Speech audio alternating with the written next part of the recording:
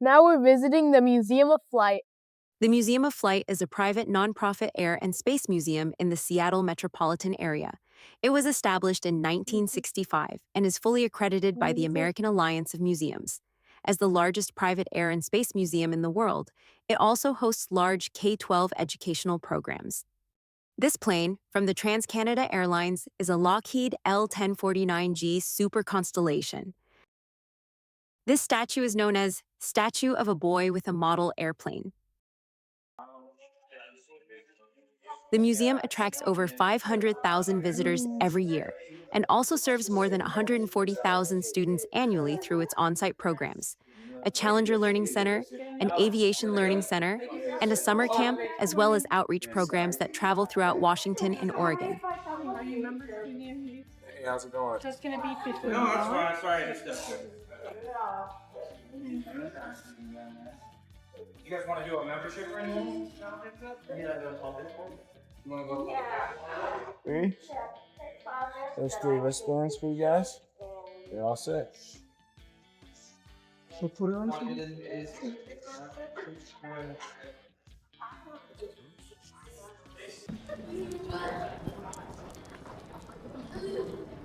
Welcome to the William Boeing's Red Barn exhibit. Step into the birthplace of the Boeing Company in its original manufacturing plant.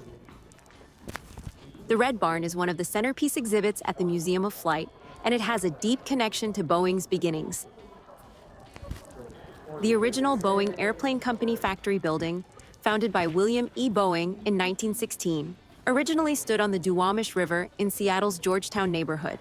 In 1975, it was saved from demolition and moved to the Museum of Flight site, where it was fully restored.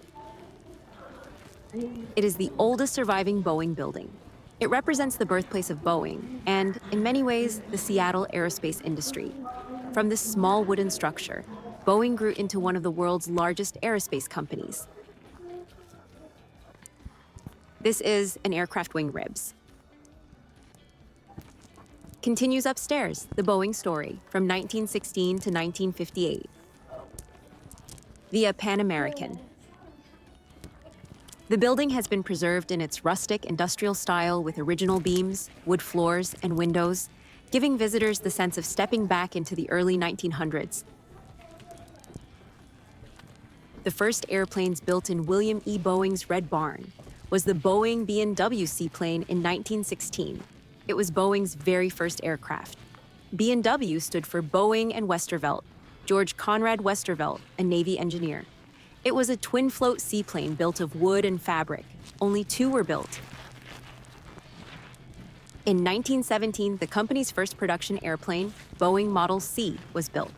It was a two-seat seaplane trainer for the U.S. Navy. 50 units were built, marking Boeing's first major military contract. This contract essentially kept the company alive during World War I. In 1919, Boeing continued experimenting with wooden biplanes, refining designs for both military trainers and small utility aircraft by making Boeing Model 1, B&W. In 1920, after the war, Boeing shifted to civilian aircraft, including the Model C-4 and Model 40, mail plane. The Model 40 became famous in the 1920s for carrying U.S. airmail and passengers, helping Boeing transition into commercial aviation.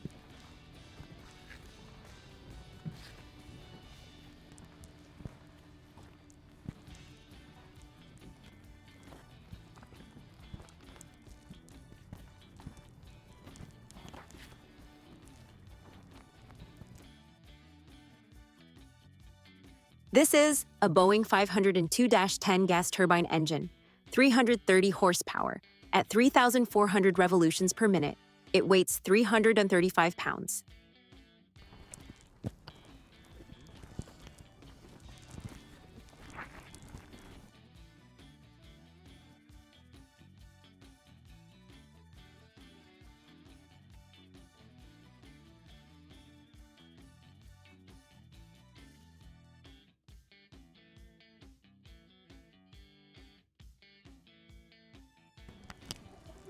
Now we are entering the J. Elroy McCaw Personal Courage Wings exhibit.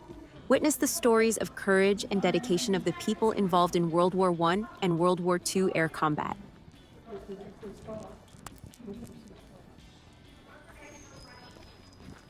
J. Elroy McCaw was a Seattle businessman, philanthropist, and father of the McCaw family, known for their contributions in telecommunications and for supporting the museum.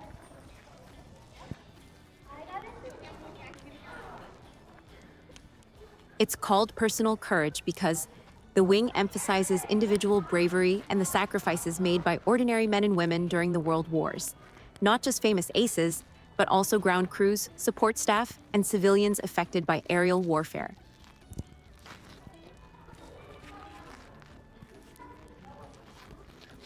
Photo of Adolf Hitler in Paris in June 23, 1940. Hitler's plan. By May 1941, Adolf Hitler's armies ruled most of Europe, but Hitler had committed a serious mistake. Letting the British Army escape from Dunkirk the year before had given a tremendous boost to British morale. Germany's proposed Operation Sea Lion, the invasion of England, would require a massive fleet to transport troops, equipment, and armor, and it could not succeed against the Royal Navy without German air superiority.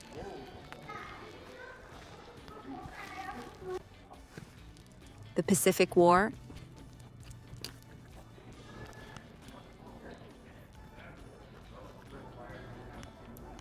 War on the water.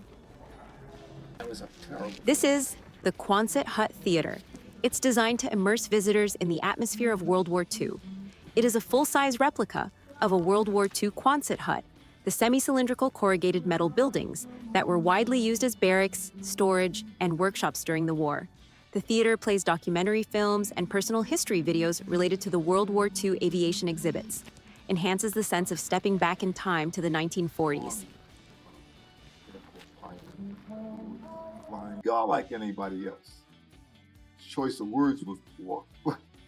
but no, it wasn't poor. Choice of words was perfect. You look like anybody else.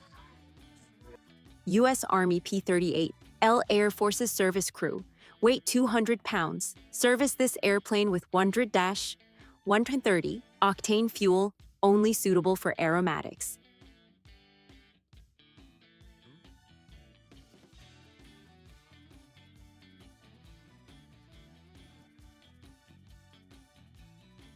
War at home.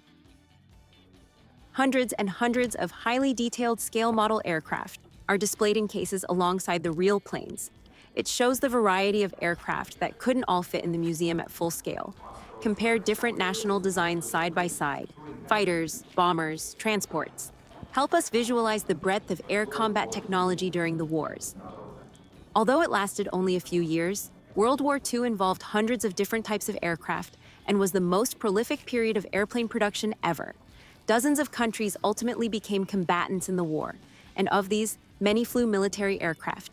This collection of 1/72 scale models represents over 400 of these aircraft, probably the most complete collection of its kind.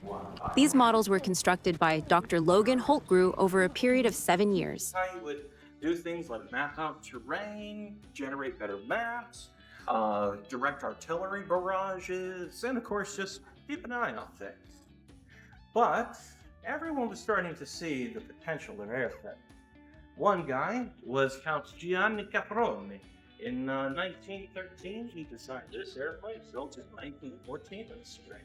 He offered it to the Italian government. He says, you can use this to chase away aerial observers, eh? How many thousands of them would you like me to produce? And the Italian government's like, oh, what a marvelous design, Count Caproni. Belle, belle, grazie, grazie. But we don't want you to build these. We want you to build bombers instead. But Caproni, he's absolutely heartbroken, but he can't bring himself to destroy his prototype. So he kept this in the family monastery for 100 years until we found it and brought it here. So this is the original, this is the beginning of all fighter airplanes. So if you've heard of aircraft like the F-22 Raptor, the F-16, the Su-25, or Su-27, all of those aircraft all trace their lineage to this airplane. You might recognize this airplane from actually the first Wonder Woman movie. That's what you see the American Spy flying around in. But yeah, this airplane could actually only go about 55 miles an hour. Bosch, or Les Boches, was a slang, often derogatory term used by the French and later the Allies during World War I to refer to German soldiers. This Austro-Hungarian German aircraft is the Aviatik Berg DI. This German aircraft is the Albatros D. This German aircraft is the Fokker DR-1. This French aircraft is the Nieuport 24 bis.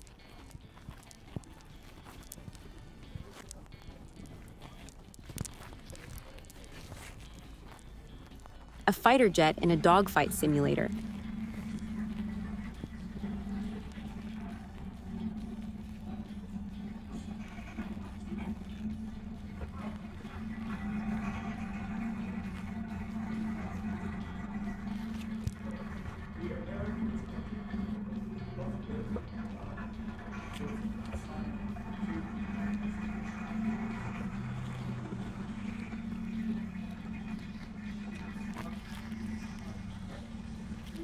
Not try. Which one do you want to do? And you click it.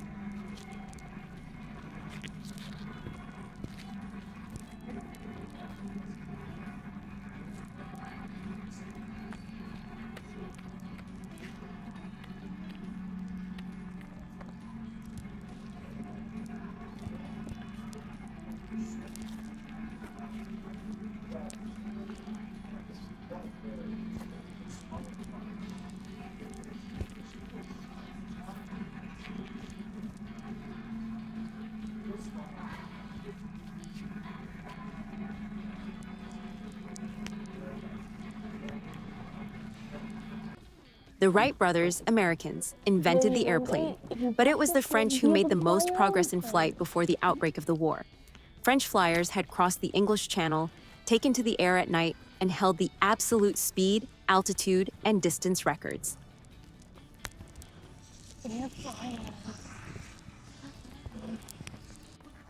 This is the Farmhouse Theater, built to resemble a French farmhouse from the World War I era. Immersive environment, rustic wood, stone-like textures, and period details so we feel as if we've stepped into 1917 France. The theater shows short films and multimedia presentations about World War I aviation. Because it was the first time America had sent so many young men overseas, and they didn't want them to feel forgotten. So my uniform here, yeah, these are my donuts right there. My uniform, I have army buttons because General Person loved this food. And I have Salvation Army on my shoulders.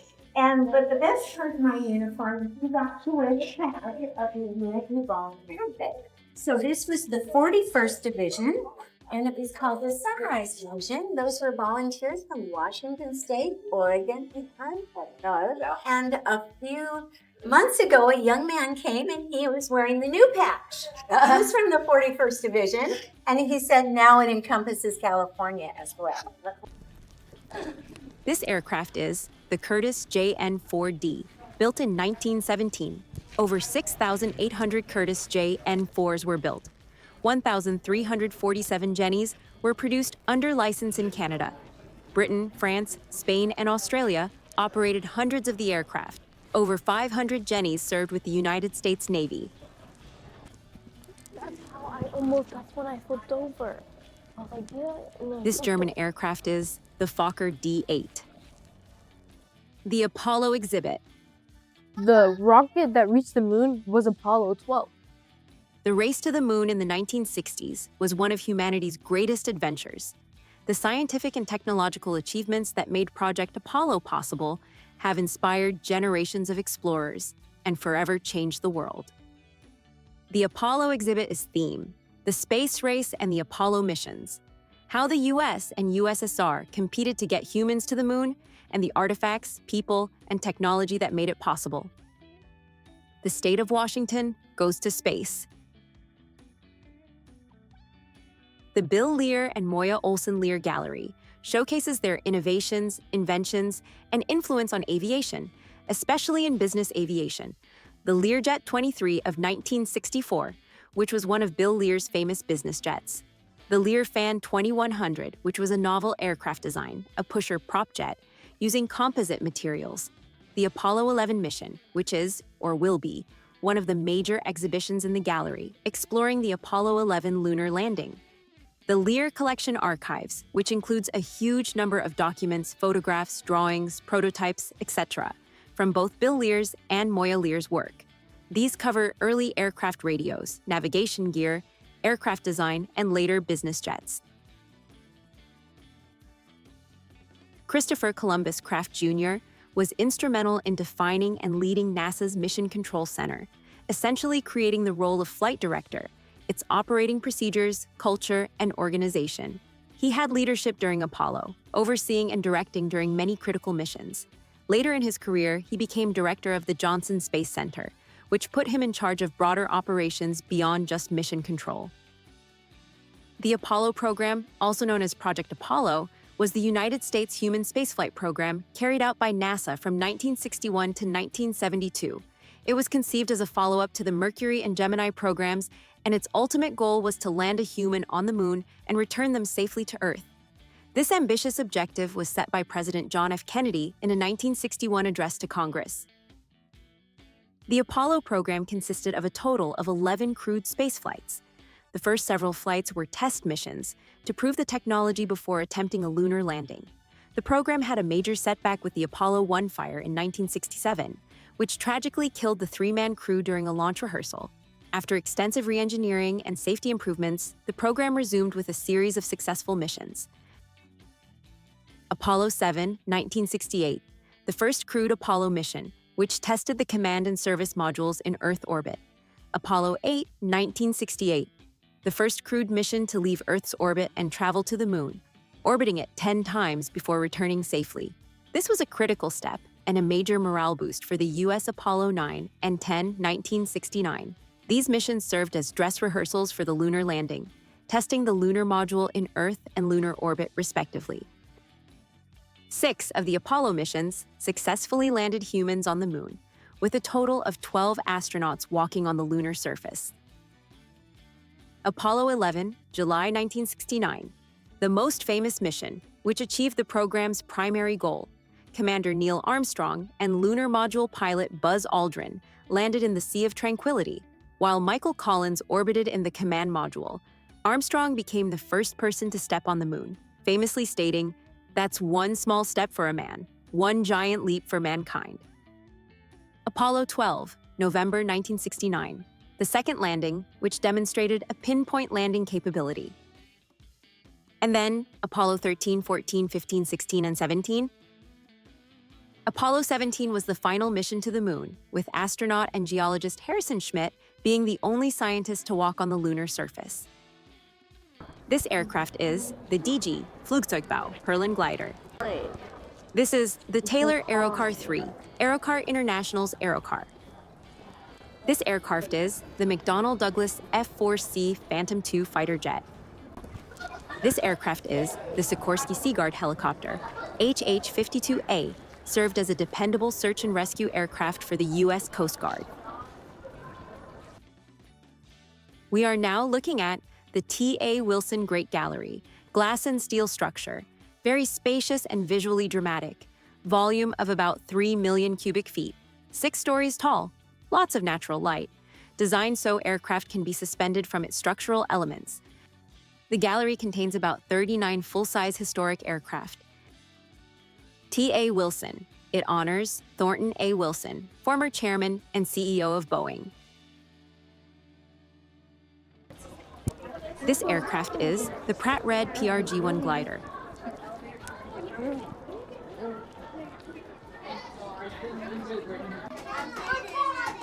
We are stepping into the Tower at Boeing Field exhibit. It functions like an interactive air traffic control with interactive displays.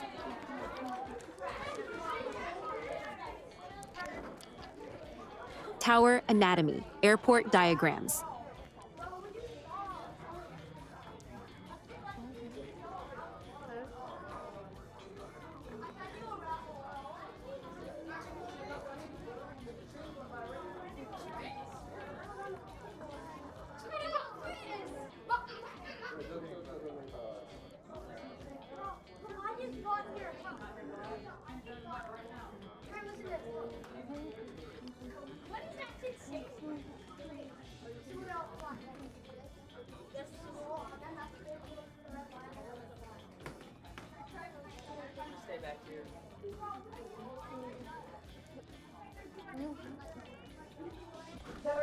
The FAA, which stands for the Federal Aviation Administration, is a United States government agency and a component of the Department of Transportation. Its primary mission is to ensure the safety of civil aviation in the U.S. and its surrounding international waters.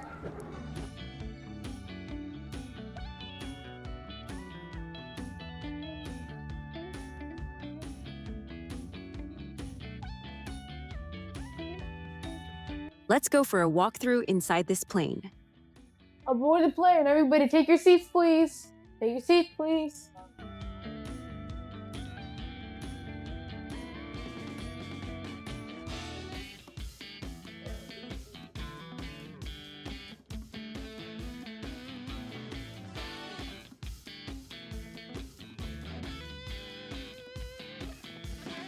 The cockpit. This is the Wright 1903 Flyer.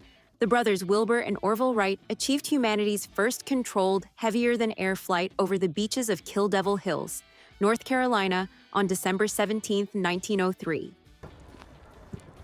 This aircraft is the Boeing Model 40B, U.S. Post Office.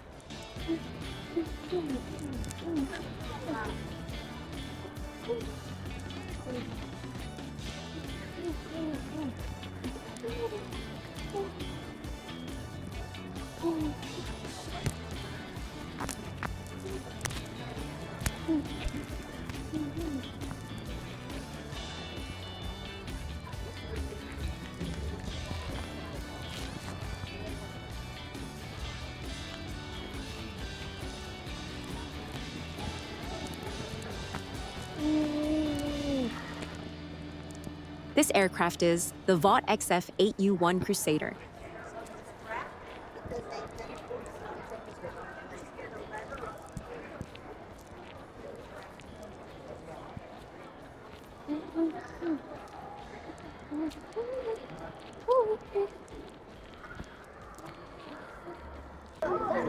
This aircraft is the Bell UH-1H Iroquois, Huey, a multi-purpose utility helicopter famous for its widespread use during the Vietnam War. This aircraft is the Lockheed M21 Blackbird, the world's fastest airplane. The Blackbird family of aircraft cruised at speeds of more than Mach 3 and flew over 85,000 feet in altitude. Conceived in the 1950s, Blackbirds remain the fastest and highest-flying air-breathing production aircraft ever built. The Blackbird, as it was unofficially called, looked and performed far ahead of its time.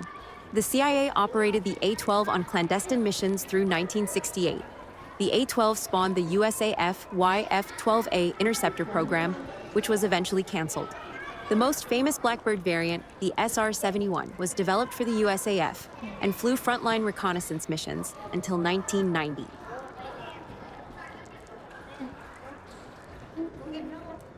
This is the Taylor Aerocar 3, one of 5 surviving Aerocars, automobiles with detachable wings and propeller.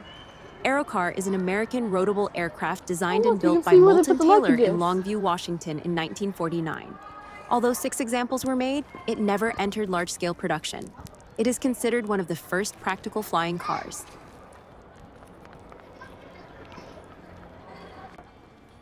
Vietnam divided.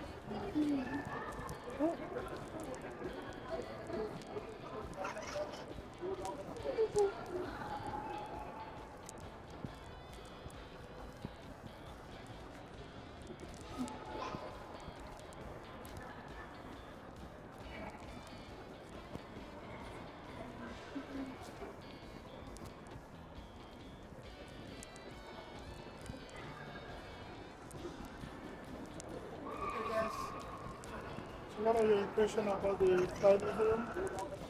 I think it was really cool. You had like interactive things around, like there were movies on one side of the room, and then on the other side there's like things you can interact with, click buttons. Actually, on both sides I had it, and on this side you can like get into like the planes. Like I liked it when we got into that plane.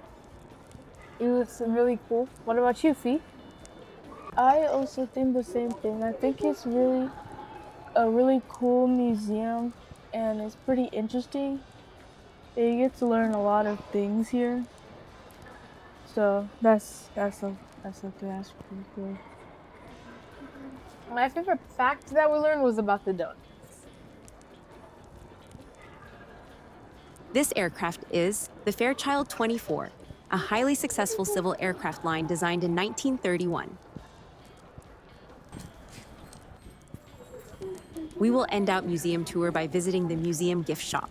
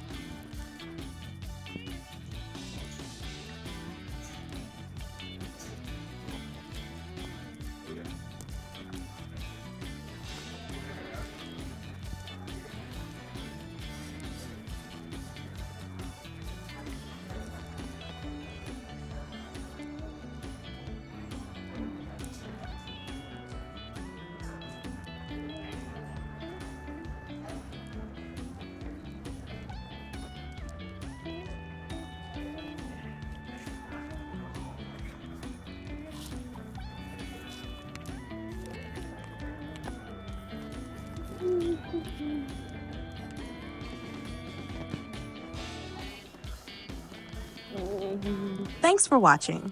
If you enjoyed this video, don't forget to like, comment, and subscribe. Hit the notification bell so you never miss an upload. See you in the next one. Hello, I'm an astronaut who came back from Saturn, and I'd like to say the rings are really pretty.